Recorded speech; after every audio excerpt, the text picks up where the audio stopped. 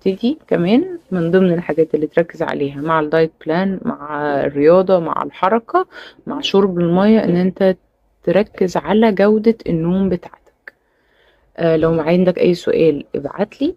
لو عايز متابعة، انا ابعتلي وانا هبعتلك PDF فيها كل التفاصيل. بتابع اونلاين وبتابع في العيادة، وعندي باكج شاملة الاتنين مع بعض. ببقى معاك يوميا اونلاين على الواتساب. لو عندك اي سؤال بتبعتلي وبرد عليك على طول. وبالليل قبل ما تنام بتبعتلي تقولي تمام انا عملت تمام، الدنيا مشيت كويس. بلس انه بيبقى في يوم للمتابعة. برضو لو احنا اونلاين بنشوف وصلنا لايه، الريزلت عملنا فيها ايه، المشاكل اللي انت قابلتها في الدايت، كل الحاجات دي بتساعد معايا. ميرسي ليكوا خالص.